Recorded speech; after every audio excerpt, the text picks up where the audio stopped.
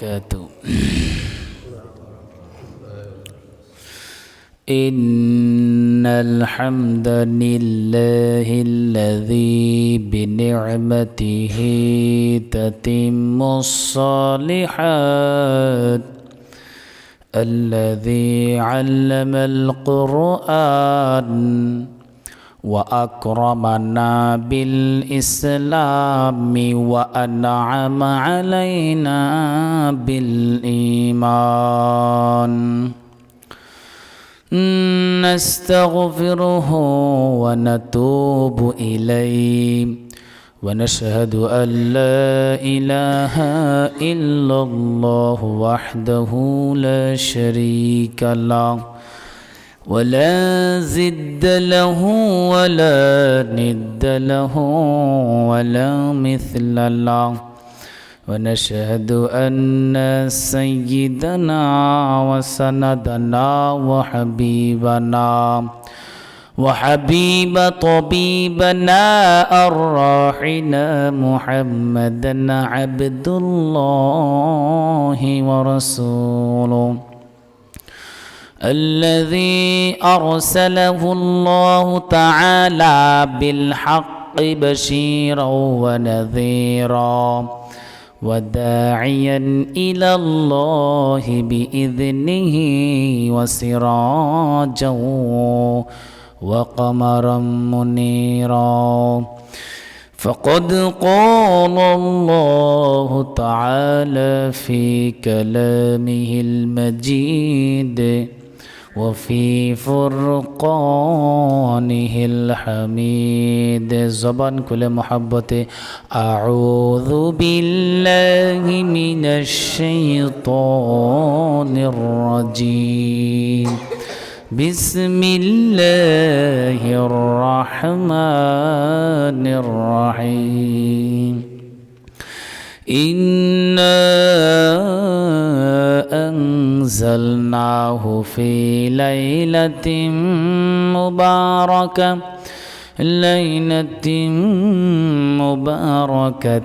إنا كنا منظرين فيها يفرق كل أمر حكيم. صدق الله العظيم. وقال تعالى في شان حبيبه إن الله وملائكته يصلون على النبي يا أيها الذين آمنوا صلوا عليه وسلموا تسليما. زبان كلي درود إبراهيم. اللهم صل على محمد وعلى آل محمد كما صليت على إبراهيم وعلى آل إبراهيم إنك حميد مجيد. محبت شباي اللهم بارك على محمد وعلى آل محمد كما باركت على إبراهيم وعلى آل إبراهيم إنك حميد مجيد. সকলে মুহাব্বতের সাথে একটু জিকির করে আসেন। মুহাব্বতের সাথে আল্লাহর সাথে আল্লাহর ধ্যান খেয়াল নিয়ে তাআল্লুকের জন্য সকলেই জিকির করি।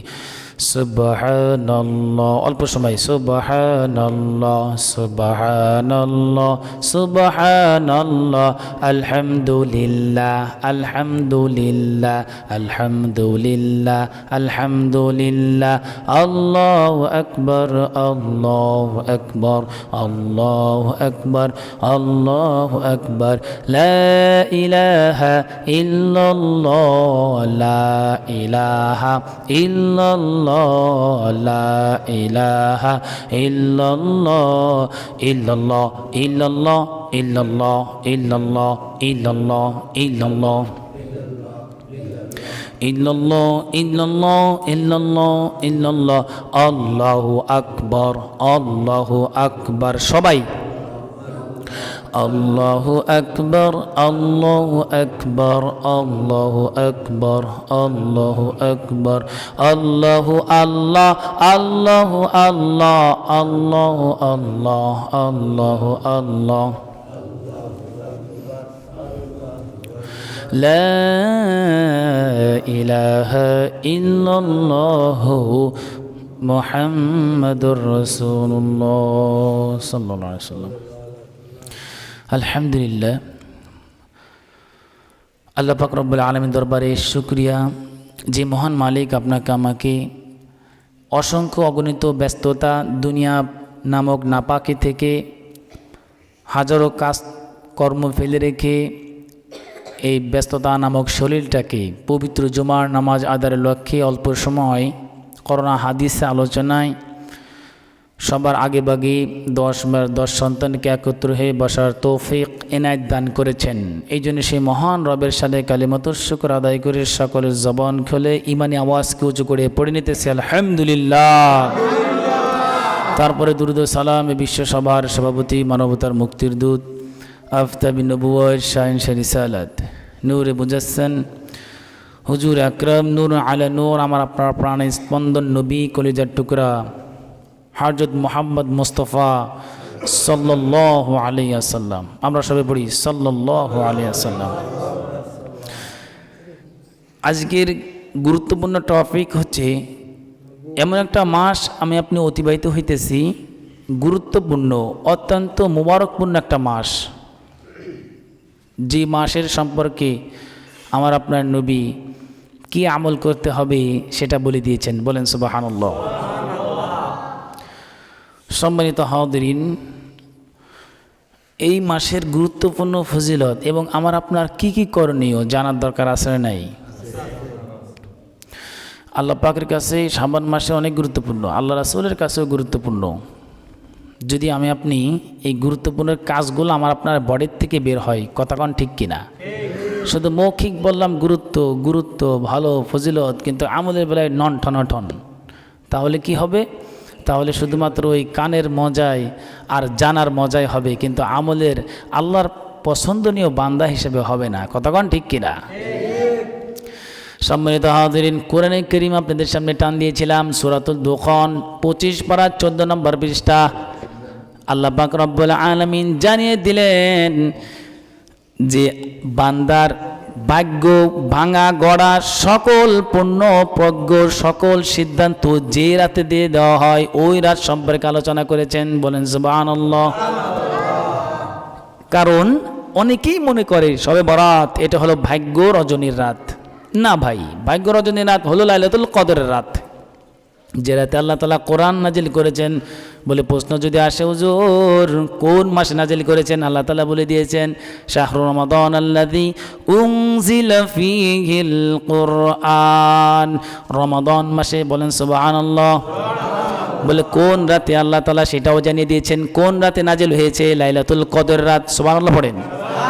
কারণ লাইলাতুল কদর রাত হলো ওই রাত যেই রাত আমার আপনার জন্য সকল সঠিক পূর্ণপুজ্ঞ সিদ্ধান্ত দিয়ে দেওয়া হয়। তাহলে এই সকল সিদ্ধান্ত আল্লাহ তাআলা ওই রাতে নাজিল করেন। সেটা সূরাতুল দুখান থেকে আমি আপনি মেসেজ পাইতেছি। ইন্না, যারা পড়েন সওয়াবের নিয়তে কোরআন পড়েন, কোরআন পড়লে যিনি সওয়াব দেন তিনি কে? আল্লাহ। পড়েন ইন্না আনজালনাহু ফি লাইলাতিন মুবারাকাতিন ইন্না কুন্না মুনজিরিন ফিহা ইউফরাকু কুল্লু আমরিন হাকিম। আমি নিশ্চয়ই বরকতময় একটি রাতে, বরকতময় রাতে আমি আল্লাহ কোরআন নাজিল করেছি, গ্রন্থ নাজিল করেছি। বলেন সুবহানাল্লাহ বিহামদিহি। আল্লাহ তাআলা বলেন ফিহা, এখান থেকে মেসেজ নিন, ফিহা ইউফরাকু কুল্লু আমরিন হাকিম। ওই রাতে, কোন রাতে? কদর রাতে, যে রাতে সকল পূর্ণপ্রজ্ঞ সকল বিষয় সিদ্ধান্ত দেওয়া হয়, সিদ্ধান্ত দিয়ে দেওয়া হয়। সম্মানিত হাজিরিন, এই হলো 1 নম্বর বিষয়, আলোচনার গুরুত্বপূর্ণ বিষয় বললাম। এবার আসেন এই শাবান মাসের আরও কিছু গুরুত্বপূর্ণ আমল আমরা শিখব, যে আমল থেকে আমার আপনার আল্লাহ রাসূল সাল্লাল্লাহু আলাইহি সাল্লাম হাদিসের মধ্যে বলে দিয়েছেন, ইন্নাল্লাহা ক্বালা রাসূলুল্লাহি সাল্লাল্লাহু আলাইহি সাল্লাম, ইন্নাল্লাহা লা ইয়াত্তালিউ ফি লাইলাতিন নিসফি মিন শাবানা ফায়াগফির লি জামিই খালকিহি ইল্লা লিমুশরিকিন আও মুশাগিনিন আও কামা ক্বালা আলাইহিস সালাতু ওয়াস সালাম।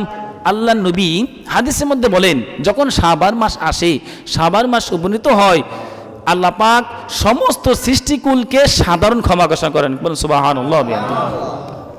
যেটা আপনারা আমাদের মাদ্রাসার বড় হুজুর হযরত মাওলানা মুফতি নোমান সাদি হুজুরের কাছ থেকে শুনেছেন।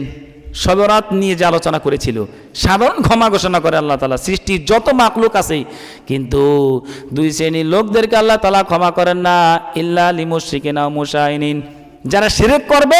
2 নম্বর শ্রেণীর লোক হলো যাদের মনে হিংসা বিদ্বেষ থাকার কারণে মানুষ মানুষকে হত্যা করে। কথা কোন ঠিক কিনা?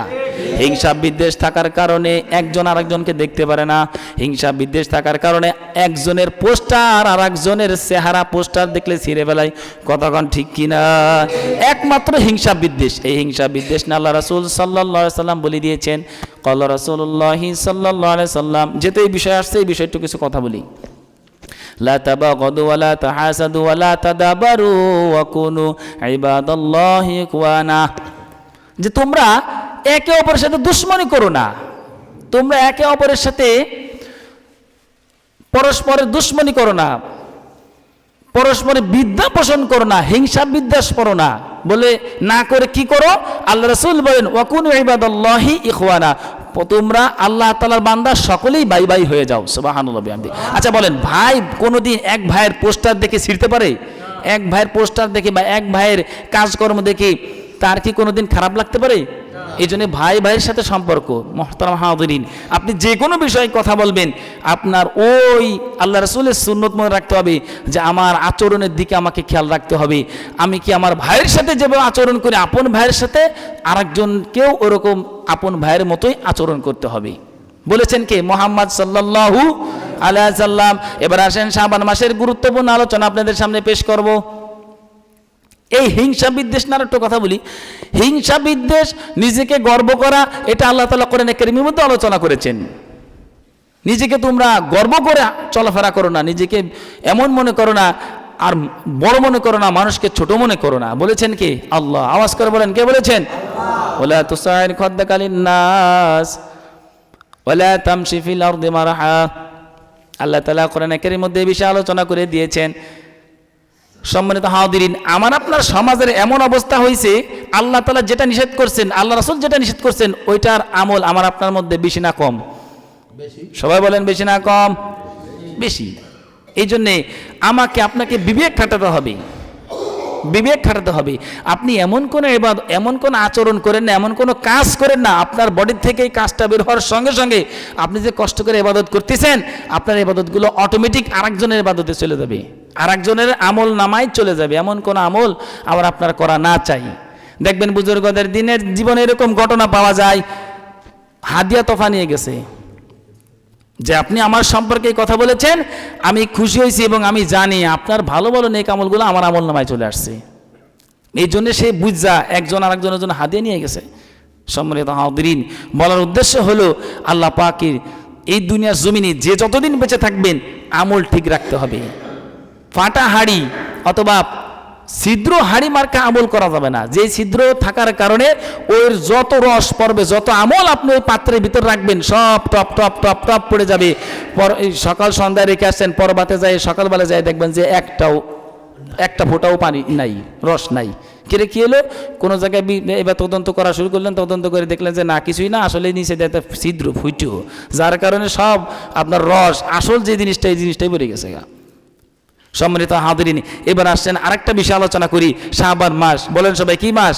শাবান মাস। আজকে শাবান মাসের 17 তারিখ, হুজুর 17 তারিখ উপনীত হয়েছে।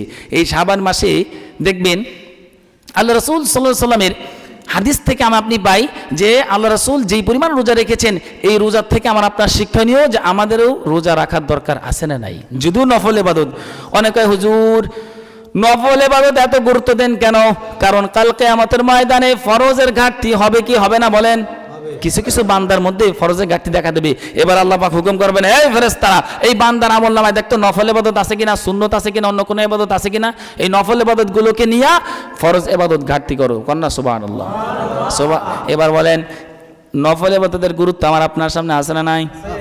এবার আসেন, আল্লাহ রাসূল সাল্লাল্লাহু আলাইহি সাল্লাম যেই পরে আমার রোজা রেখেছেন, আয়েশা রাদিয়াল্লাহু তাআলা আনহা, নাম কি? আয়েশা রাদিয়াল্লাহু তাআলা আনহা উম্মাতুল মুমিনিন বর্ণনা করেন, আল্লাহর নবী এই পরিমাণ শাবান মাসে রোজা রেখেছেন যে তিনি ছাড়বেনই না, এমনভাবে রোজা রাখতেন। এমনও বলা হয়েছে 1 তারিখ থেকে 15 তারিখ পর্যন্ত রোজা রাখতেন। আবার বলা হয়েছে পুরো শাবান মাসে রোজা রাখতেন, রমজানের আগের দিন বাদ দিয়ে। তো এই পরিমাণ রোজা রাখতেন। তো আমার আপনার এটাই বলার উদ্দেশ্য, রোজা রাখার আমল আমার আপনার রাখার দরকার আছে না নাই? বলেন আছে। সম্মানিত হাজিরিন, এবার আসেন আরো একটা সুসংবাদ আপনাদেরকে জানিয়ে দিই ঈমান তাজা করার লক্ষ্যে। প্রত্যেকটা মানুষের কাছে ফেরেশতা আছে না নাই? এই এক একজন ফেরেশতার এক এক রকমের কাজ না, একজন ফেরেশতার একই কাজ। সবাই উত্তর দেন। এক একজন ফেরেশতার এক এক রকমের কাজ, আবার এক একজন ফেরেশতার এক এক রকমের ইবাদত আছে না নাই? এবার আসেন ঈমান তাজা করার লক্ষ্যে আরো কিছু উৎসাহমূলক কিছু কথা আপনাদেরকে বোঝার ক্ষেত্রে আপনাদের সামনে তুলে ধরি। দুনিয়া জমিনের সরকার এই গভর্নরের পক্ষ থেকে অনেক লোকগুলা বিভিন্ন রকমের কর্মচারী আছে না নাই? সরকারি পক্ষে ডিজিএফআই, এনএসআই, গোয়েন্দা সংস্থা, ডিবি, সীমান্তের পাহারাদার বিজিবি, র্যাব, পুলিশ, বিডিআর, সেনাবাহিনী, নৌবাহিনী আছে না নাই? এক একজনের এক এক রকমের ডিউটি। আরেকটা বলি, আমি মসজিদের ইমাম সাহেব, আমার যে কাজ, আমাদের বড় হুজুরের কি দোতলার কি ওই হুজুরের সেই কাজ? ওই হুজুরের কাজ আমাদের দুইজন যে হাফেজ সাহেব হুজুর আছেন, দুই হুজুরের কাজ হলো ছাত্রদের থেকে সবক নেওয়া দেওয়া, তাদের দেখাশোনা করা, নিগরানি করা। এই আরেকজন ইমাম সাহেব যিনি আছেন তিনি মসজিদের দেখাশোনা করা, পারদর্শীভাবে তার দেখাশোনা করতে হবে। এক একজনের যেরকম কাজ, ঠিক ফেরেশতাদের মধ্যে এরকম এক একজনের কাজ। এই কথা বলার উদ্দেশ্য হলো এটাই, সরকারের পক্ষ থেকে যে লোকগুলো থাকে দেখবেন কিছু কিছু লোকের পিছনে লোক লাগাই দেয়। এই লোক কোন সময় কোন কথা বলে, কোন বক্তব্য দেয়, কি করে, সব A to Z এর এডুকেশন আমার কাছে দিবেন। এরকম সমাজে বা দুনিয়া জমিনে আছে না নাই?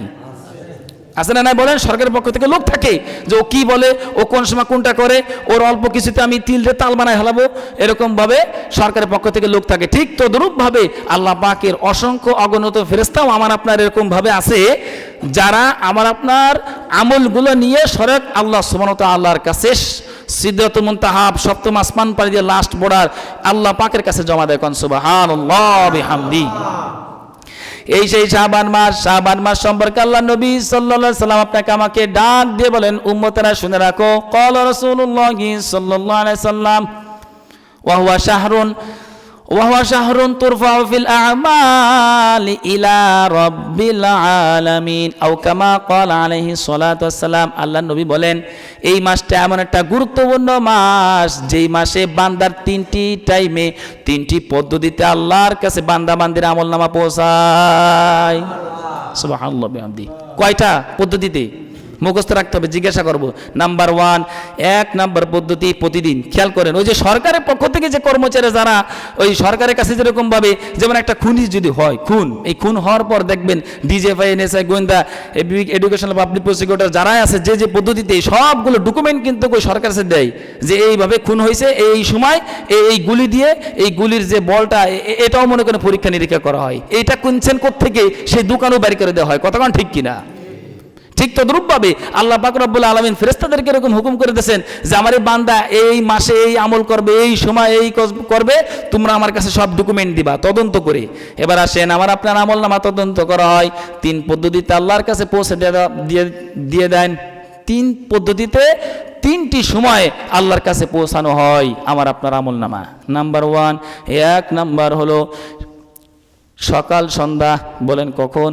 সকাল সন্ধ্যা বান্দা কি আমল করলো, ফেরেশতারা চলে যায় আল্লাহর কাছে যে আল্লাহ এই আপনার বান্দা আমল করেছে। এক পদ্ধতি। আর কয়টা পদ্ধতি বাকি রয়েছে? 2টা পদ্ধতি। নাম্বার 2, নাম্বার 2 নাম্বার পদ্ধতি, সেটা হলো মাসিক তদন্ত, মাসিক আমল। সেটা হলো সোমবার আর বৃহস্পতিবার। এই সোমবার আর বৃহস্পতিবার তদন্ত কইরা বান্দা কি আমল করলো না করলো সবগুলো নিয়ে যান কার কাছে? সবাই বলেন কার কাছে? আল্লাহর কাছে। নাম্বার 3 নাম্বার যেটা আল্লাহ রাসূল স্পষ্ট হাদিসের মধ্যে বলে দিয়েছেন, খেয়াল করে শুনেন। قال رسول الله صلى الله عليه وسلم وهو شهر ترفع في الأعمال إلى رب العالمين আল্লাহ নবী বলেন শাবান মাসে আল্লাহ রব্বুল আলামিন ফেরেশতাদের গায়ে রাখছেন যারা বাৎসরিক তদন্ত করে বাৎসরিক একটা আমল জমা দেওয়া হয়, সেই মাসের নামটা হলো শাবান মাস। সুবহানাল্লাহ বিহামদি। তাহলে এই শাবান মাসের গুরুত্ব আমার আপনার কাছে আছে না নাই বলেন? খুবই গুরুত্ব। এমন একটা মাস যে মাসে যে আমার আপনার আমলগুলো আল্লাহর কাছে জমা দেয়, উত্তোলন করা হয়। আমার আপনার কি আমল করলাম, ভালো আমল, হ্যাঁ খারাপ আমল, নেকের আমল, গুনাহের আমল, সব আমলগুলা তদন্ত করে আল্লাহর কাছে জমা দেন। এই সেই শাবান মাস। এবার বলেন যখন আমার আপনার আমলগুলো উত্তোলন করা হবে, আল্লাহর কাছে যখন পেশ করা হবে যে আল্লাহ আপনি দেখেন এই বান্দা কি কি আমল করেছে, হে আল্লাহ আপনি দেখেন আপনার পছন্দনীয় কোনো আমল আছে কি না, তা আল্লাহ সবই দেখলো। এবার যদি দেখে যে আমার এই বান্দার আমলের মধ্যে রোজার আমল আছে, আল্লাহ খুশি আরো কম হবে না বেশি হবে? সবাই বলেন বেশি হবে না কম হবে? বেশি হবে।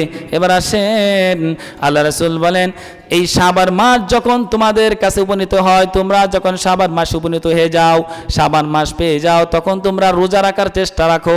নফল ইবাদতের কথা বলতেছি, রাখলে সওয়াব, না রাখলে কোনো গুনাহ নাই। কিন্তু রোজার আমল যিনি দেখে খুশি হবেন তিনি কে? আল্লাহ। সম্মানিত হাজিরিন, এই যে আমলের কথা বললাম, এই আমল আমার আপনার রাখার দরকার আছে না নাই?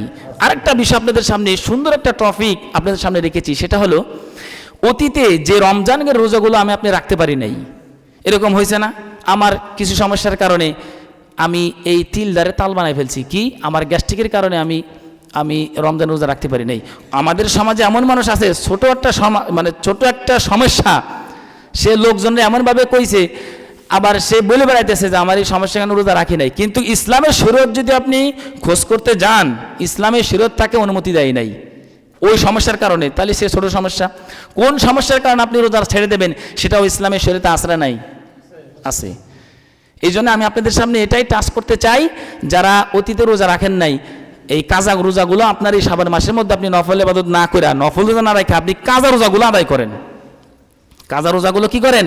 আদায় করা চাই। সম্মানিত হাজিরিন, এই কাজা রোজার কিন্তু আল্লাহর পাকে হিসাব দিতে হবে। নফল ইবাদত করেন না এর জন্য আল্লাহর কাছে হিসাব দেওয়া লাগবে না। কিন্তু কাজা যেগুলো নামাজ চলে গেছে, রোজা চলে গেছে, এইগুলো অবশ্যই আমাকে রাখতে হবে, হিসাব দিতে হবে আল্লাহর কাছে। সম্মানিত হাজিরিন, রোজা যারা রাখার সমর্থন আছেন কিন্তু রোজা রাখেন নাই, অল্প কিছু সমস্যার কারণে আপনি রোজা ছেড়ে দিয়েছেন, তাদের জন্য আল্লাহ রাসূলের এই হাদিস, হুজুর সাল্লাল্লাহু আলাইহি সাল্লাম বলেন, সাল্লাল্লাহু আলাইহি সাল্লাম একদিন ঘুমন্ত ছিলেন। ঘুমন্ত অবস্থায় দুইজন ফেরেশতা আসলেন। বলেন কয়জন? দুইজন। এই দুইজন ফেরেশতা এসে দুইজন আল্লাহ রাসূলের বাহু ধরে একটা বিশাল একটা পাহাড়, এই পাহাড়ে একটা বলা হয় দুর্গম পাহাড়, এই পাহাড়ে নিয়ে যাওয়ার সময় আল্লাহ রাসূলকে বলতেছেন, হে নবী আপনি চলেন এই পাহাড়ে। এখন এই যে পাহাড়টা এত বড় পাহাড়, আল্লাহ নবী বলতেছেন আমি যে এই এত বড় পাহাড়, লম্বা পাহাড়, এত বড় পাহাড় আমি উঠতে পারবো না, আমার দ্বারা সম্ভব নাই। এবার ফেরেশতা বলতেছে, হে আল্লাহর নবী, ইয়া রাসূলুল্লাহ, ইয়া হাবিবাল্লাহ, আপনাকে যেতেই হবে। আপনার এই যাওয়ার জন্য যত সহজ করার দরকার আমরা দুইজন আছি, দুইজন ফেরেশতা আপনাকে এত সহজভাবে করে নেব যে আপনার জন্য কোনো কষ্টই হবে না। কারণ সুবহানাল্লাহ বিহামদি বলতেছেন ফেরেশতারা।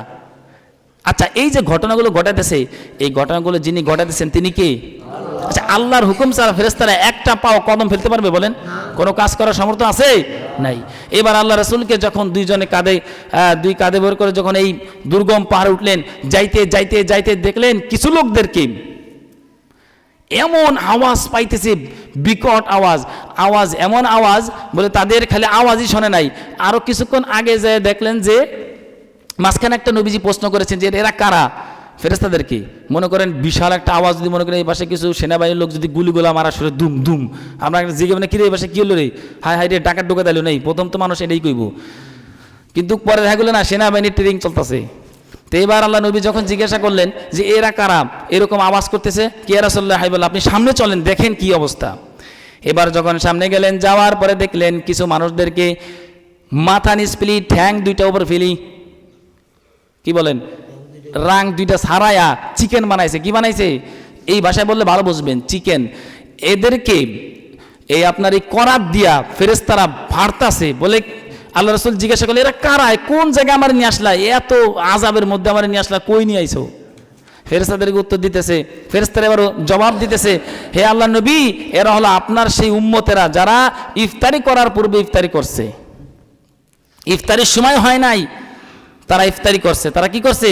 অর্থাৎ রোজা ভেঙে ফেলছে, সামর্থ্য থাকা সত্ত্বেও সে রোজা রাখে নাই। এই সমস্ত মানুষদেরকে এরকমভাবে মাঝখানে এমনভাবে ফাড়া হইতেছে যে চিৎকার দিয়ে, আর তার আওয়াজটা কেমন, মনে করেন কথা কথা একটা কাঁটা যদি ফুটে যায়, কি বলি, একটা শব্দ করি। আবার মনে করেন যদি মনে একটা ইট যদি মনে করেন পায়ের উপর পড়ি, হয়তো কেউ ওরে বাবারে ওরে মারে কোন একটা শব্দ কইব, তা মনে করেন দুইজনে ফাড়তাছে, তাহলে ওই সময়টা কেমন আওয়াজটা দিতে পারে? আর ফেরেশতাদের আযাব সহজ না কঠিন? সবাই বলেন সহজ না কঠিন? এমন কঠিন, ওই লোকের চিৎকারের আওয়াজের কারণে আশপাশে যতগুলো আছে মাখলুক আছে, কিছু কিছু মাখলুক দেখবেন কবরের আযাব শুনতে পায়। আমি আপনি মানুষ, আল্লাহ তাআলা আমার আপনার সেই যোগ্য দেয় না, কিন্তু কিছু কিছু মাখলুক দুনিয়া জমিন আছে, এরা শুনতে পায়। তো বলতেছিলাম আমি যেটা আপনাদের সামনে বলতেছিলাম, তো যখন এরকম দেখলেন আল্লাহ নবী জিজ্ঞাসা করলেন যে এদের এই অবস্থা কেন, তখন এই কথাগুলো বললো ফেরেশতারা যে আপনার সেই উম্মতেরা যারা সামর্থ্য থাকা সত্ত্বেও এরা রোজা ভেঙে ফেলছে, রোজা রাখে নাই, ফ্যাসিলিটি ছিল, ক্যাপাসিটি ছিল, কিন্তু রোজা রাখে নাই। আল্লাহর হুকুমকে তামাশা বানাইছে, রোজাটারে কি বানাইছে? তামাশা। আরে রাখলে রাখলাম, না রাখলে নাই, নিজে রাখে নাই করছে কি, আবার আরেকজন কিছু লোকের সামনে যে ওপেনিং খাইছে। দেখবেন আমাদের সমাজে এরকম কিছু দোকানপাটি লাল কাপড়, নীল কাপড়, হলুদ কাপড় দিয়া দোকানগুলো সাজায় সাজায় ভিতরে ভিতরে এই কাজগুলো চলে, আছে না নাই? সম্মানিত হাজিরিন, কষ্ট পাইছেন? আমাদের সমাজে এরকম রয়েছে। তো এই জন্য রোজা যাদের ছাড়েন, রোজা ছাড়াও যাবে না, রোজা ছাড়ার চিন্তাও করা যাবে না। এই সমস্ত আযাব আমার আপনার সামনে আসতেছে, এই জন্য আমরা আপনাদের সামনে এই জন্য এই অনুরোধ বিনয় করে বলবো, যাদের রোজাগুলো কাজা আছে মেহেরবানি করে ঘরে মেসেজগুলো পৌঁছায় দেন, মা বোনের কাছে পৌঁছায় দেন যে রোজা রাখার সামর্থ্য থাকা সত্ত্বেও যদি রোজা না রাখি, এত বড় আযাব আমার আপনার সামনে রয়েছে। রোজা হলো জাহান্নাম থেকে বাঁচার ঢাল স্বরূপ। কি স্বরূপ? ঢাল স্বরূপ। যখন আপনি চকলেটের মতো যখন আপনাকে পেঁচায় কবরের মধ্যে রাখা হবে 3টা বান্ধন দিয়ে, তখন কিন্তু আপনার এই রোজাগুলো আসবে কোন পাশে বলেন তো সবাই? কোন পাশে? ডান পাশে। সবাই বলেন কোন পাশে? ডান পাশে। তাহলে রোজা রাখার দরকার আছে নাই বলেন? এই জন্য মুহতারাম হাজিরিন, নফল রোজা না রাখা নিজেদের যে কাজাগুলো আছে, হ্যাঁ আমি আবার এটাও বলবো না যে হুজুর এই নফল রোজা না রাখার জন্য আবার এটা বললেন কেন। হ্যাঁ, তাদের জন্য যাদের রোজাগুলো কাজা আছে, আর যাদের আলহামদুলিল্লাহ 30টা রোজা রাখছে, 29টা রোজা রাখছে, আলহামদুলিল্লাহ, তাদের জন্য নফল রোজা রাখেন আপনি, কোনো অসুবিধা নেই। নফল রোজা, নফল ইবাদত, নফল নামাজ পড়লে এইগুলার দ্বারা আল্লাহ তাআলার কাছে নৈকট্য হাসিল পায় বান্দা। সুবহানাল্লাহ পড়েন।